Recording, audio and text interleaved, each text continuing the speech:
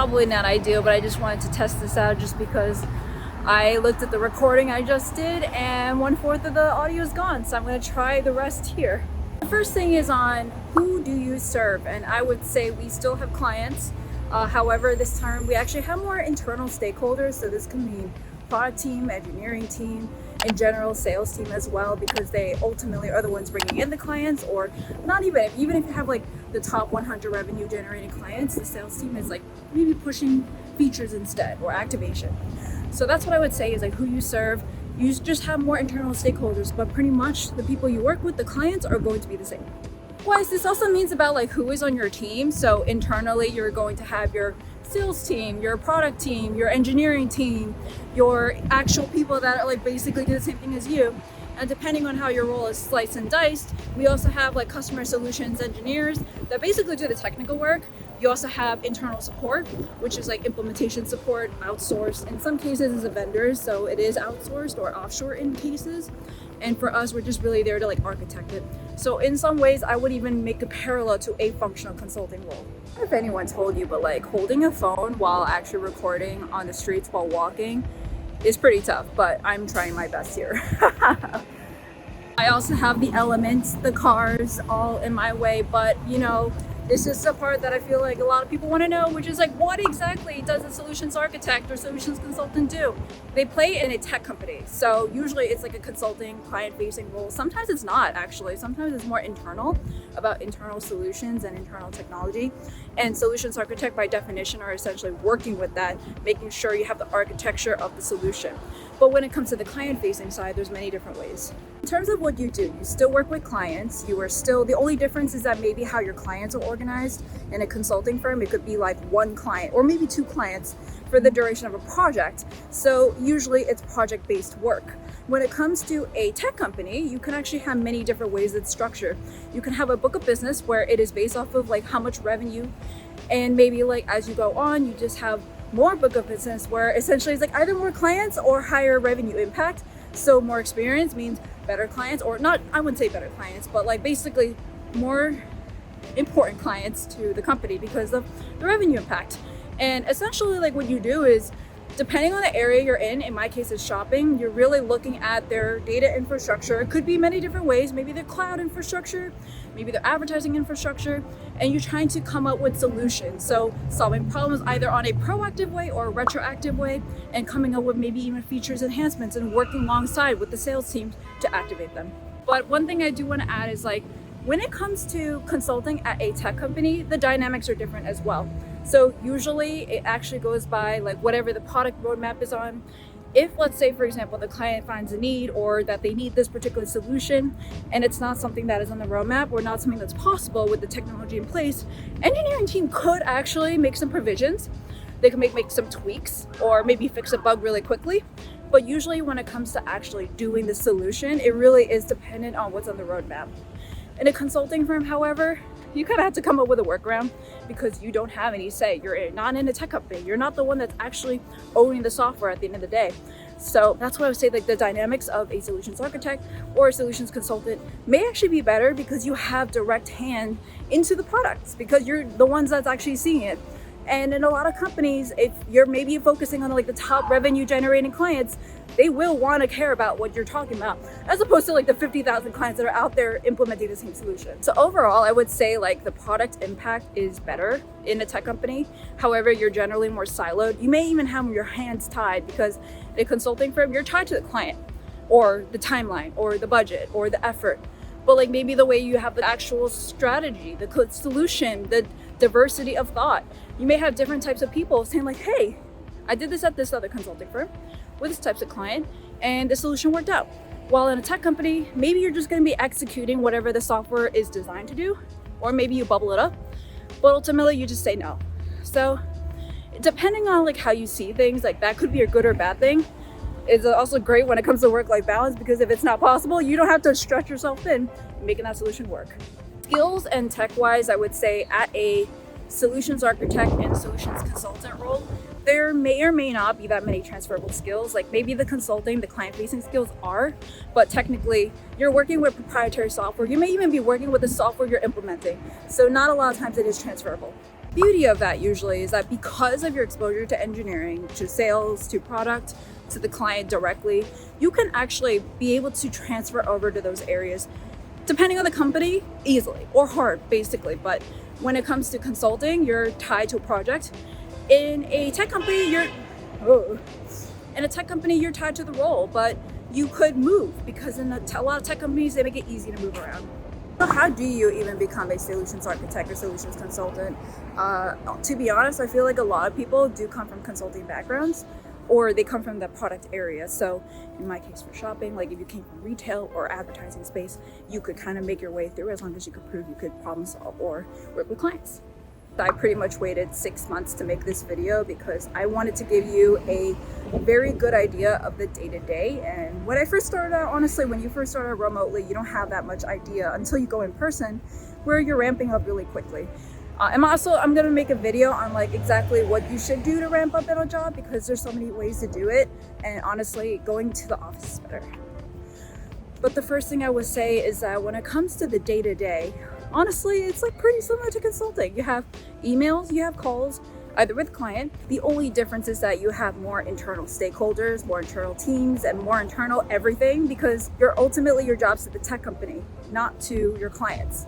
And that's the dynamics. This big change of organization structure could be too, because now you have like a bigger say in the product, in the way that it's rolled out, and maybe like the considerations. A lot of times we even have product managers or product leads that ask us like, hey, do we have any issues with, like, let's say shipping?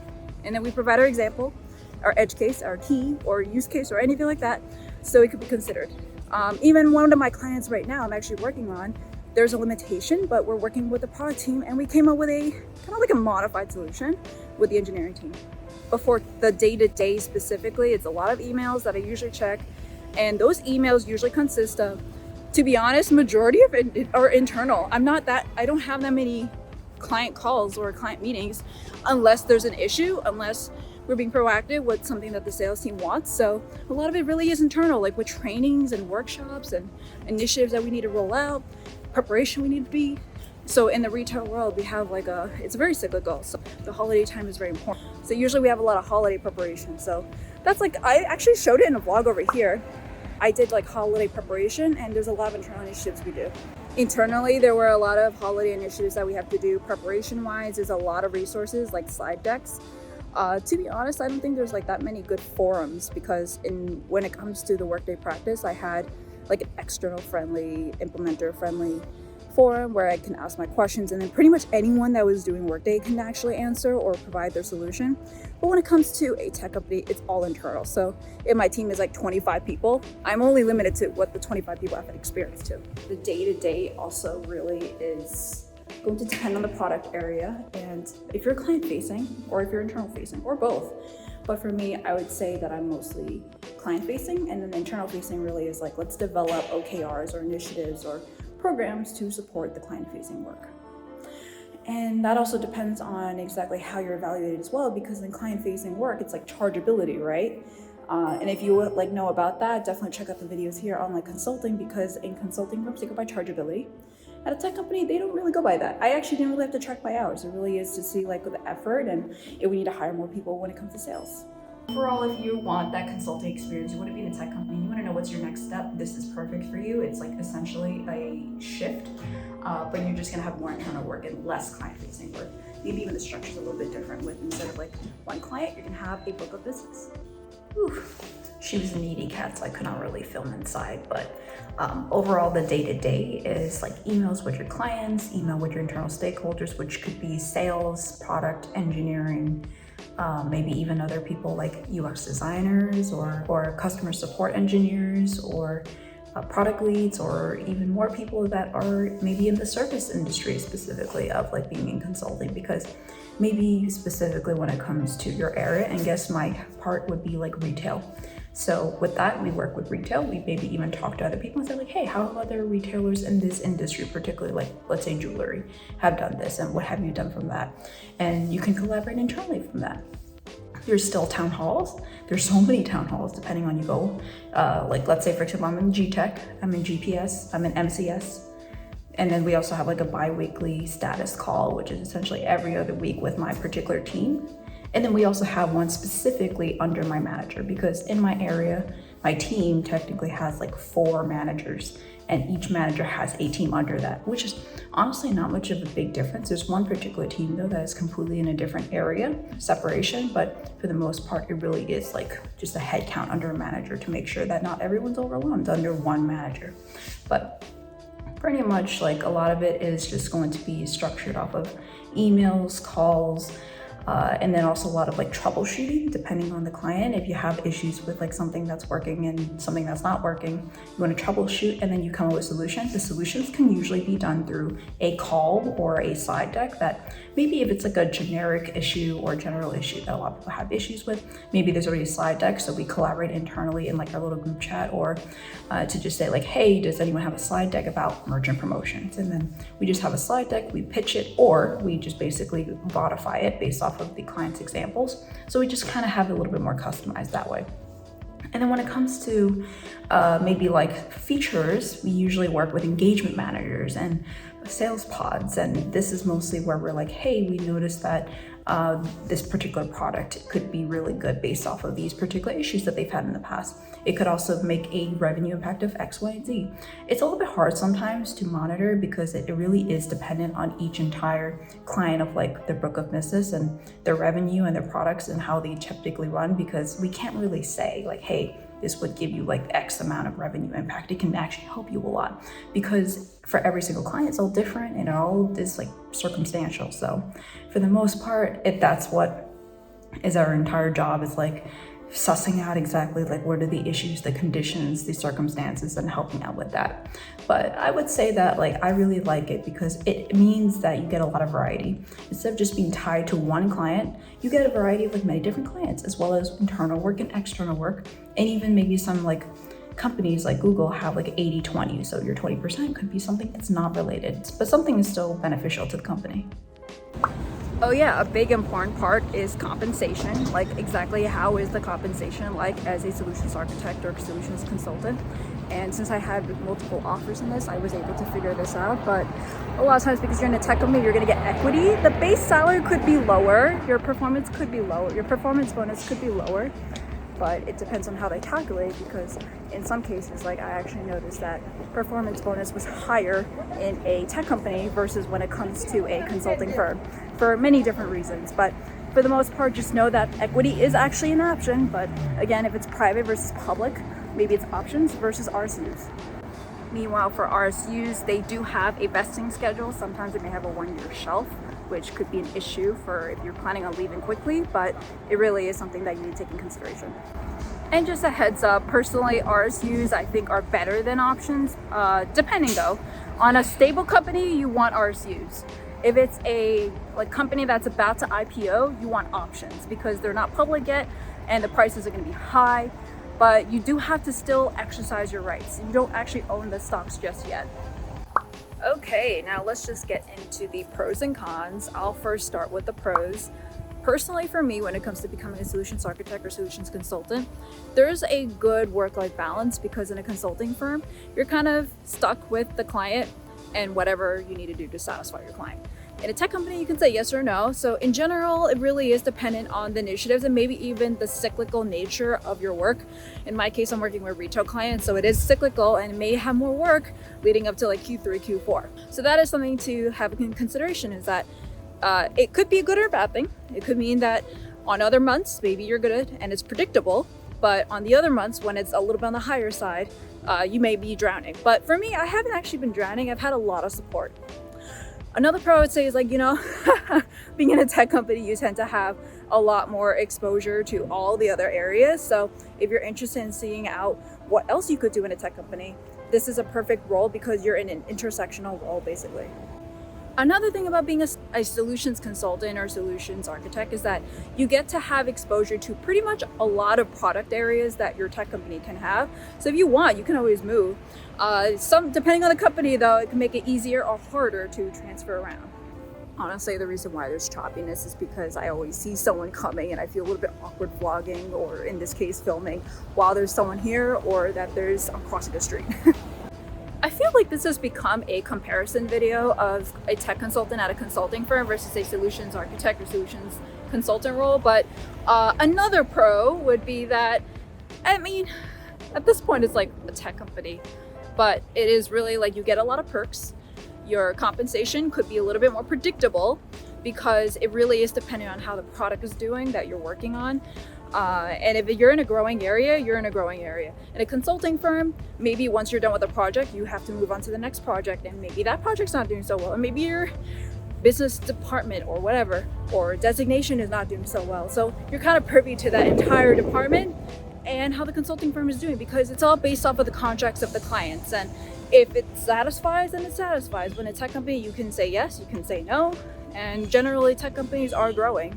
I feel like we can move over to the cons now, because the pros at this point, and I'm gonna make a separate video on this on like tech company versus consulting firm, because clearly I have a lot more on that area, is that for the cons, when it comes to solutions architect or solutions consultant, you're sometimes limited. So I know like when you're a consultant and you're not in the product specifically, you're limited in the way that you don't have to say, but specifically when it comes to a solutions architect or solutions consultant, if this is not a priority of the tech company, you still can't make it work, but you do have more say, is what I will say.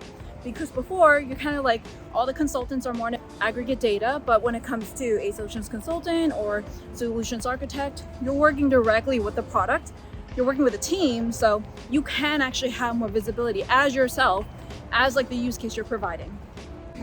The other thing is that there's so many different types of solutions consultants and solutions architects that you may not even know what to expect. In a consulting role, at least, like they're all pretty similar, where you can kind of jump around. It really depends on the specialty. But this role can be different in a lot of different companies. Like they could be internal facing only, they could be customer facing. Maybe they're even a whole different way where you focus on one client or one project, or maybe it's like a book of business. So a lot of times you really do have to do your research and suss things out and figure out exactly what it is in the situation. Another con could be that, oh my God. Another con that could be that, I guess this depends on how you see this, but you don't get to travel as much, because in a consulting firm, you travel a lot, or you could travel a lot, but with a pandemic, like it kind of made it where there's a less travel. With a solutions architect or solutions consultant, you may travel significantly less because you're working on a tech company budget. Since eventually these are like a little bit more longer term relationships you're generally having and not short term like projects, you won't travel as much. You might mostly stick with virtual. But again, like I say, this could be a pro too for people who don't want to travel, or maybe even want to stay at home for the most part. And a lot of times these could actually be remote eligible kind of roles or remote only roles. But it depends on your company policy, because maybe they do want you to go into the office. This also is not surprising, but let's say, for example, Workday was to go out of business and I am still a Workday consultant at Accenture. Chances are I could just go to a different area of a consulting firm. However, in a tech company, let's say I'm on Workday, they shut down Workday financials, or they basically moved me away, I can always just lose my job or go to another area. But it really depends, because sometimes if they like you, they may move you to a different area if there is an opening, if there's a headcount. But if there isn't, you may be out of a job, because technically you could be tied to a product area. But it doesn't necessarily mean if you're tied to a product area, you might have that issue. Like me, like I'm tied to a product area, technically to Google Shopping. But if you're tied to like an industry or a region, you may not have that issue, because you still have other areas as well. So it really depends. Again, this is one of the cons, is that many different things can happen. It also could mean that depending how you're tied to a product, or and a lot of tech companies change the way that they do things, so maybe some things get deprecated. A lot of tools that you work on maybe get deprecated. Maybe the way you change, the reorganization can always happen in a tech company. So that's pretty much what a solutions architect or solutions consultant does in a nutshell. But to be honest, it really is, you're just a consultant at a tech company, and the main differences are really on tech company versus consulting firm. So yeah, make sure to subscribe for more. And I also have a video coming out on consulting at a tech company versus a consulting firm, which is exactly what I promised, and honestly have the videos like this, but definitely more in depth in that kind of area. But definitely let me know in the comments below if you have any questions. I will do my best to answer you.